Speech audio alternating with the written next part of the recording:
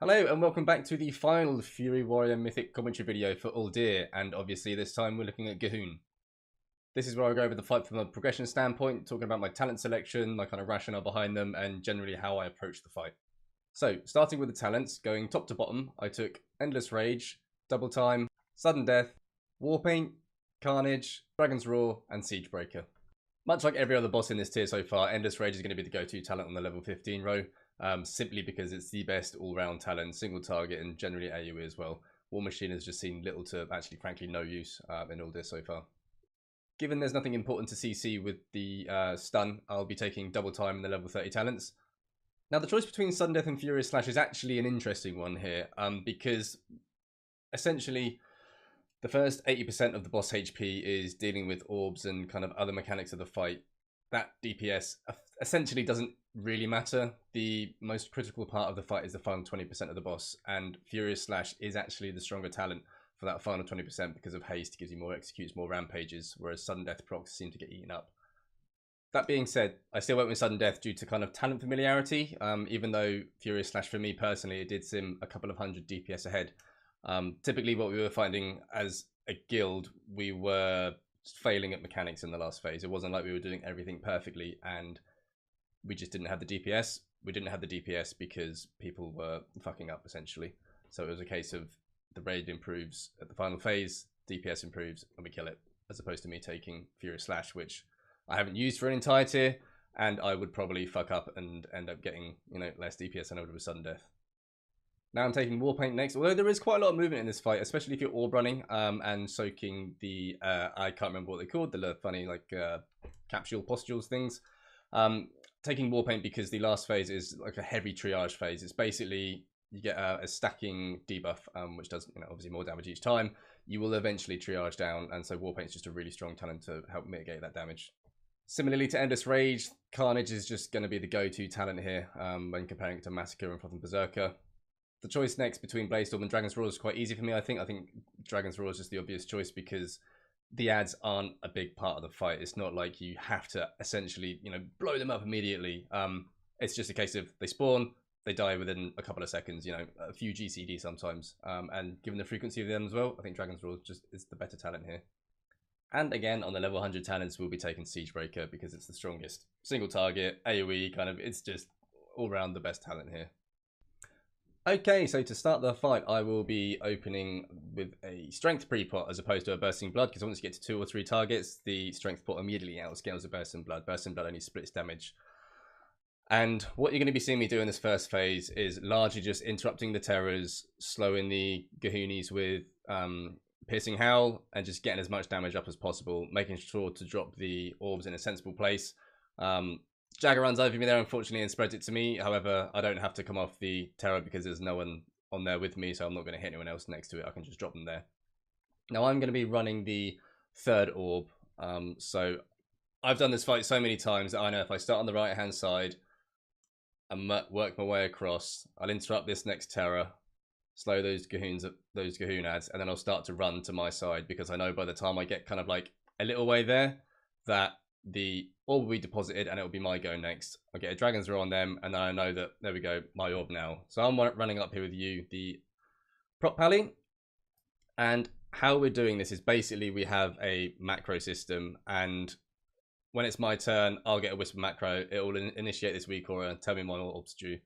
And then when I get to the end, I'll hit my macro and we both dunk at the same time. So I'm going to be clearing these and then waiting for you to chuck me the orb. I'll also have freedom. I'm going to leap, charge that last postule, and now I'm going to wait for a bit. And that's because the timing of this transition, see the other person's already there, I've got the place orb thing. We try and time this transition so it's at 124 seconds basically.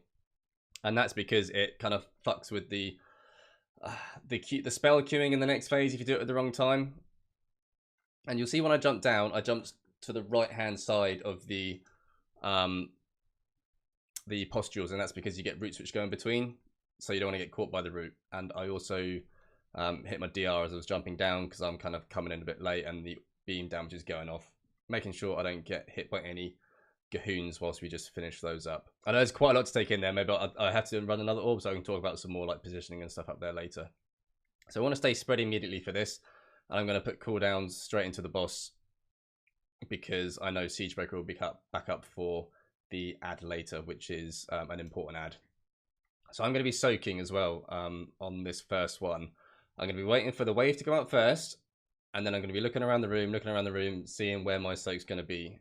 I'm going to get purple marker. Unfortunately, it's going to be the one closest to the boss, which doesn't always happen, but it's quite nice on this occasion. And now we're stacking up for the... Do you know what? I actually forget what it's called. A hungering something or other? No, blood feast. There you go. I have no idea. So saving Siegebreaker for this, getting out the circle because I don't need to drop my stacks yet. And then I'm going to be cleaving off of the Gibbering Horror and onto the boss. Make sure I'm still spread. And just cleaving off of him. You always want to make sure you spread because basically if you're stacked, you'll get extra stacks of the dot and then you're going to have a bad time. So I'll be soaking again. I'm going to ignore those Gahoons because the rest of the raid can finish them off. And my main priority is soaking. Waiting for the wave to go out. And then I'm going to leap to this one because it's quite far out of range. Occasionally, on the very first one I have to soak, it'll be very far away. And I'll think, okay, so I'll have to leap to that one. And then on that second one, you have to just be aware. You don't have leap and, you know, you'll need to run to it. So, but this will largely depend on how you do your raid with your kind of your movement cooldowns and generally how you do it.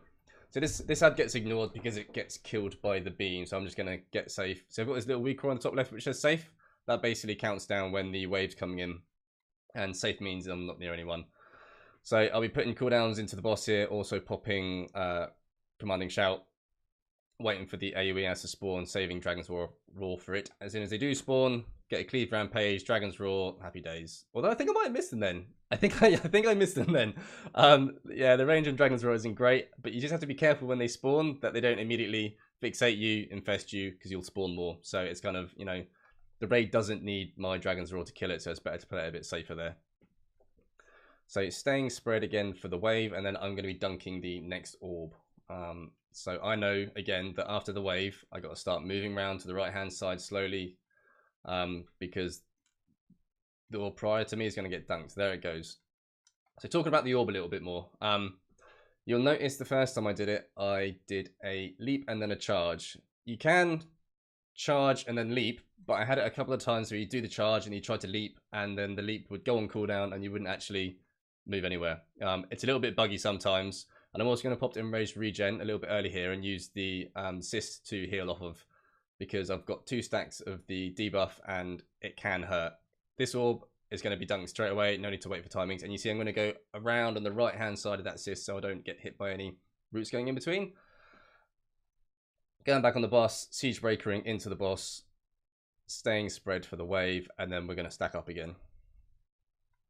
And then it will be transition after this. So again, a lot of how this fight is done, like for you personally, is going to depend on if you're orb running, if you're in the soak rotation, and kind of those things. I've obviously planned a lot of my movement, all of my movement around what I have to do. For you, it's going to be different.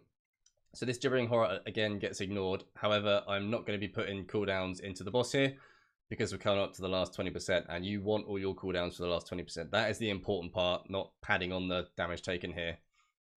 So we're just going to be DPSing the boss and waiting for the little Gahoonies to spawn. Going to do a nice little rampage into him. Get that Dragon's Roar that time. Managed to cleave a execute there as well, which is quite nice. I'm using Dragon's Roar there because we're going to have Lust in the last phase. There's no way I'm going to have a spare GCD for Dragon's Roar in the next, 20 seconds. Dodging the stuff from the ceiling, wait for it to spawn on our group, then leap across because I've still got the portal debuff from running the orb. And then when this one spawns, no, quickly, trying to find my rune, click my rune, click the portal, and now we're ready for the last phase. Now this phase is largely going to be just pumping damage into the boss. I'm going to be bursting blood during this one, waiting for that last rockfall to happen, charging in, going to pop bursting blood, pot, cooldowns, and then just hammer executes rampages into the boss as best as possible. Largely, I'm kind of letting the range take the first load of whatever they're called, the things which you need to soak. I can't remember now. And then dodging the floor, turning around for the gaze of the Gahoon. You can precast Berserker's Rage on the gaze, but it's quite nice to save it for if you do fuck up. It does happen occasionally with the amount of stuff going on, staying spread, soaking thingies, doing the pizza dance. Pizza because they spawn like a pizza, look a bit like pepperoni. And it's okay to stack whilst the waves aren't coming in. See, my weak rolls come up at the end. I need to stay spread. Just strafing to the right. Now, I attempt to soak the one on the left here, but what I haven't realised, I pre-cast my Berserker's Rage to keep damage going. I have noticed that Bio, the rogue, is on the left-hand side there and has taken that soak instead. So trying to find some space, think I accidentally run over Zervan, but he notices and moves to the left, makes me some room. It's very good, just keeping damage going. And towards this 5%, I will be popping Rallying Cry, Commanding Shout, whatever the fuck it's called, I can't remember. And just to keep the raid topped up.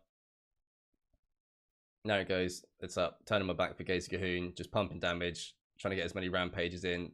Reckless is off cooldown, gonna keep pumping. And we'll be popping Enraged Regen soon just to stabilize ourselves.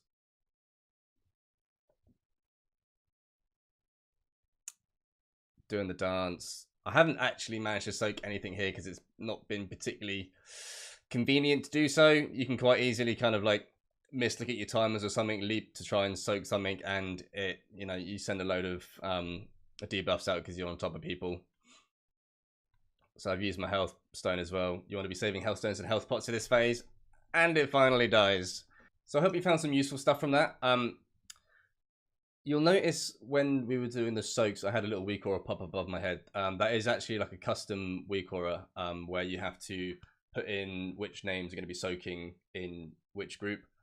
I'll drop the weak aura in the description and you can go and grab it if you want and set it up for your raid. It's not too hard to set up, you just have to know who's in the raid and then put the names in there. Other than that, from the warrior perspective, you want to be saving cooldowns for either the beam, if it's not the one going into phase 3, the gibbering horrors, if it's not the ones killed by the beams, interrupting and slowing ads in phase 1, and if you're doing the orb, make sure you can use Enraged Regen quite handily to heal yourself, top yourself up, and avoid the roots, basically. And of course, absolutely pump that execute damage in the last phase. Well, that was the last one. Thank you for watching this, Uldir kind of commentary series. Hopefully you found use of them. I will be doing it again for Siege of Dazar-Alor. Is that what it's called? Dazar-Alor, even. So, if I don't see you before then, I will see you for the next tier, sometime in January, I believe. Anyway, catch you later. Bye.